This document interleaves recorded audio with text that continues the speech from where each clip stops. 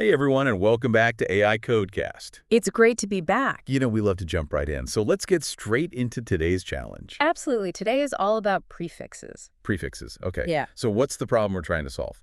So imagine like you're building a search bar, right? And as you're typing, you want to predict what the user's going to type next. Okay, yeah. So that's essentially prefix matching. Oh, interesting. So let's say Yeah. the sentence is, I love eating burgers, Okay. and the search word is burg. Berg, okay. We want to find the position of the word that starts with burg. Gotcha. So in this case, burgers is the fourth word. Exactly. So we would output 4. Yes, 4. Right. I'm following along so far. Perfect. Let's do another one. Okay, so how about this problem is an easy problem. Okay. And the search word is pro. Pro, so problem is the second word. Yeah, the first occurrence of problem is the second word. Right. So we would output 2. 2, Yeah. exactly. Okay, now what if the search word just doesn't exist in the sentence? So for example, if the sentence is, I am tired, Uh-huh. and the search word is you, Yeah, that's not in there. then we would output -1. Got it. So -1 indicates no match. Exactly. All right, so that's the basic idea, Mm-hmm. but I'm sure there's some constraints we need to think about. Yes, always. So the sentence length, Okay, it can be anywhere from 1 to 100 characters. that's a decent range. Yeah, Yeah. and the search word will be between 1 and 10 characters. Makes sense.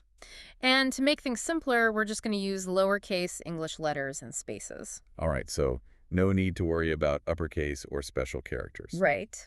So now the big question, how do we actually code this thing? So I always like to start with the simplest approach. Keep it simple, I like that. Yeah, even if it's not the most efficient, it kind of lays the groundwork. Okay, so what would that look like? So in this case, that would be the brute force method. Brute force, okay, tell me more. So it's like if you're searching for a book in the library, you go to every shelf and look at every book one by one. Okay, so we'd go through the sentence word by word, Exactly. and for each word, we'd compare it to our search word. Yeah, but we only need to compare the beginning. Right, just the prefix. So for each word, we first check if it's at least as long as the search word. Okay, And if it is, then we compare each character. so like for burgers and burgers, Yes. we'd compare B with B, then U with U, and so on. Exactly. And if all the letters match, we know we found a prefix. You got it. And we'd return the position of that word. And if none of the words match, we just return -1. Right.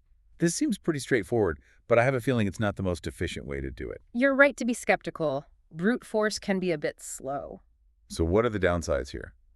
Well, splitting the sentence into words takes time. Especially for long sentences, I imagine. Exactly. And then comparing each character for every word adds even more time. So as the sentence gets longer and the search word gets longer, this process takes even longer. Right. We call that time complexity. Okay. And what about memory usage? Does this approach use a lot of memory? Yeah, it can use a lot of memory, especially for long sentences. Because we're creating a whole new list of words. Exactly. The more words, the more memory we need. So space complexity is another thing to keep in mind. Yes. So this brute force approach is a good starting point, It is. but I bet we can do better. I think we can. I'm excited to see what other solutions are out there. Me too. Let's explore some more efficient approaches. All right, so let's think about how we can ditch this brute force approach and get something a little more efficient. Yeah, brute force is like the trusty hammer in the toolbox, gets the job done, but not always pretty. Exactly. Sometimes you need something more precise. Okay, so what other tools do we have? Well, instead of breaking the sentence apart into words, what if we could just kind of glide through the sentence smoothly? Glide through it. I like the sound of that. Yeah, like a figure skater on ice. Okay, how do we do that in code? This is where the two-pointer technique comes in. 2 pointers. Okay, I'm intrigued. So imagine you have 2 fingers scanning through the sentence. 2 pointers, like 2 fingers. Got it. One pointer keeps track of where we are in the sentence, and the other marks the beginning of the current word we're looking at. So one pointer is like our reading guide, and the other is our word tracker. Exactly. Interesting. So how does this actually help us find prefixes faster? Well, remember how in the brute force approach, we created a separate list of words? Yeah, that took up a lot of memory. Right, so with the two-pointer method, we don't need to do that. We're saving space already. I like it. Yeah, we can just scan through the sentence and compare words directly. Okay, so walk me through an example. Let's go back to our I love eating burgers example. Okay, And our search word is still burg. got it.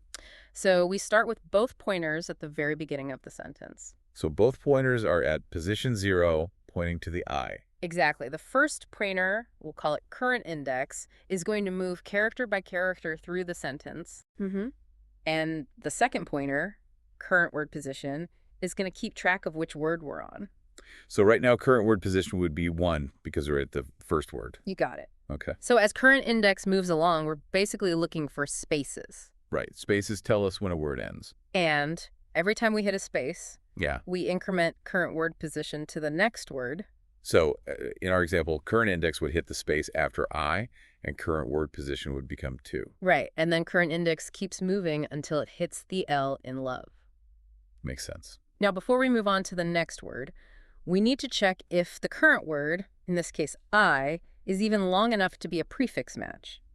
How do we do that without actually comparing every character? That's a great question. We can do a quick check to see if the difference between our 2 pointers Okay. is less than the length of the search word. So if it's less than the length of the search word, Yeah. it means the current word is too short to be a match. Exactly. So in this case, current index is at position 1 and current word position is at position 2. The difference is only 1, Right. which is less than the length of Berg, so we can skip I and move on. You got it. So our pointers keep moving along. Current index hits the space after love. Current word position jumps to 3. Okay. We do the same length check for love. Yeah. And again, it's too short. So then current index would land on the E of eating, and Yeah. current word position would be 3. Exactly. We do our length check again. Mm-hmm. Eating is too short, so we continue. Okay, and then finally current index reaches the space after burgers, Yes. and current word position becomes 4. Right. And now the difference between our pointers is big enough that we actually need to do a character-by-character comparison. So now it's time to compare burgers and Berg. Yeah, got it. And because burger starts with Berg, we return 4 as our output. Exactly. This 2-pointer technique is so clever. I know. It's a really elegant solution. It's like we're dancing through the sentence instead of stomping all over it. I love that analogy. And the best part is it's really efficient. Okay, give me the numbers. How much better is this than brute force? So with the 2-pointer approach, we're only going through the sentence once. Mm-hmm. So our time complexity is basically proportional to the length of the sentence. Which is a big improvement over brute force. Yeah, and what about memory usage? Oh yeah, how much memory are we using now? Well, we're not creating any extra lists or anything, so the space complexity is constant. Constant. So it doesn't matter how long the sentence is, we're only using a tiny bit of memory. Exactly. We're traveling light. That's awesome, but you mentioned there are even more ways to solve this problem, right? There are. And some of them don't involve splitting the sentence at all. No splitting at all. How is that even possible? So these solutions, like solutions 13, 14, and 15 in our AI.Code.Cast submissions, they use an iterative approach that can find the prefixes without actually separating the words. It's like they have a built-in word detector. Yeah, it's pretty cool. So how do they do it? Well, they scan through the sentence character by character, Okay. but they keep track of where the word boundaries are. So they're looking for those spaces again. Exactly. Spaces are the key. Can we look at one of these solutions as an example? Absolutely. Let's take solution 13. Okay. It's written in Python, and it really shows how this iterative approach works. Awesome. So imagine you have a word counter Yeah. that's keeping track of which word we're currently on. Gotcha. Like it goes tick each time we hit a new word. Exactly. And then we have a flag. It's a Boolean variable Okay. that tells us whether we're at the start of a new word. Got it. So the algorithm starts going through the sentence character by character, and it's looking for spaces. Right? And when it finds a space, it knows it's reached the end of a word.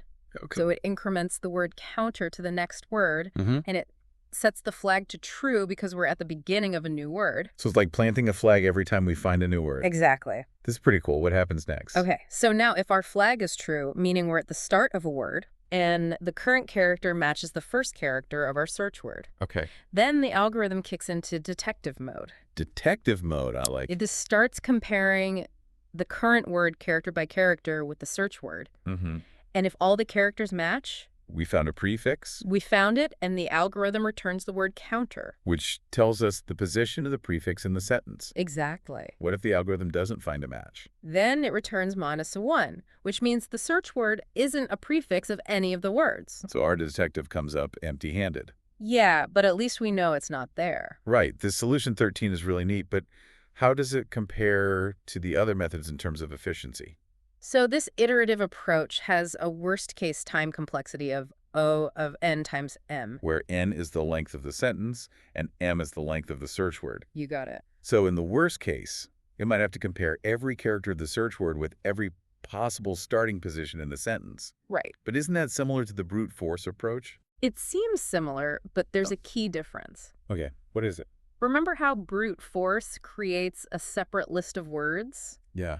This iterative approach doesn't do that? So it's saving us time and memory. Exactly. It works directly with the sentence and keeps track of the words as it goes. It's more streamlined. Yes. And what's even more impressive is its space complexity. Okay, tell me about it. It's O of 1. Constant space complexity? That's amazing. It means no matter how long the sentence is, we're only using a fixed amount of extra space.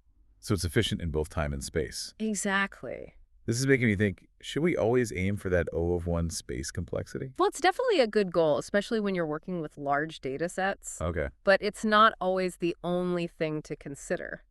What else should we be thinking about? Sometimes you might need to make a trade-off between space complexity and time complexity. So like if speed is really important, Yeah. we might be willing to use a little more memory to get a faster solution. Exactly. It's like choosing between a compact car and a spacious SUV. Right. Sometimes you need the extra space, even if it costs you a little more gas. Exactly. And sometimes you might prioritize code readability over pure optimization. So if the code is easier to understand and modify, Yeah. it might be a better choice, even if it's not the absolute fastest. Exactly. There's no one right answer. It depends on the specific problem. It's all about finding the right balance. You got it.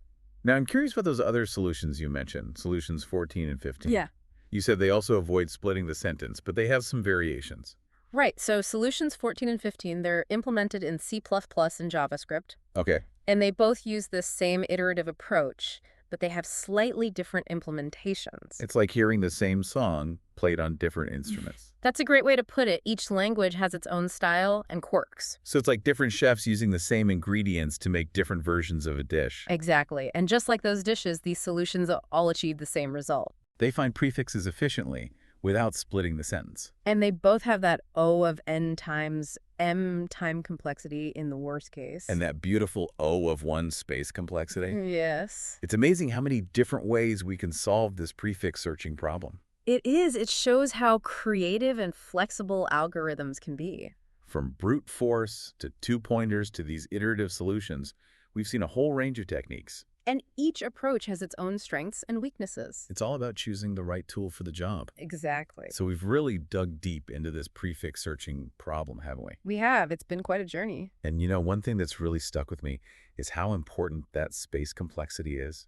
It's definitely something to keep in mind. You know, I don't always think about it right away, but Yeah. seeing how those clever solutions managed to get that O of 1 space complexity, it was really impressive. Yeah, it's easy to focus on time complexity, but space complexity can be just as crucial. Especially when you're dealing with those huge data sets or, Sure. you know, if you're working with limited memory. It's like if you're packing for a trip, right? Okay. The less you bring, the easier it is to move around. That's a great analogy. And those algorithms that got that O of 1 space complexity, they were so elegant. They were. They showed how you can work directly with the data without creating all those extra copies. It's like watching a master chef work.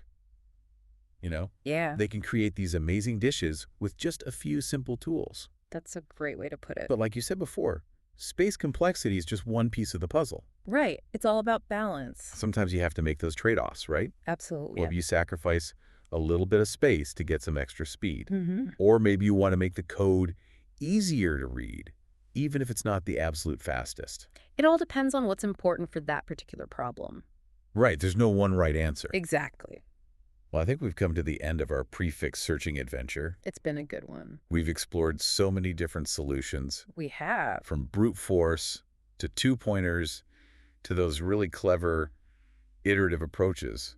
It's amazing how many different ways there are to solve the same problem. It really is, and it shows how creative coding can be. It does. So to all our listeners out there, keep experimenting Keep learning. and never stop exploring the world of algorithm. There's always something new to discover. That's right. So until next time.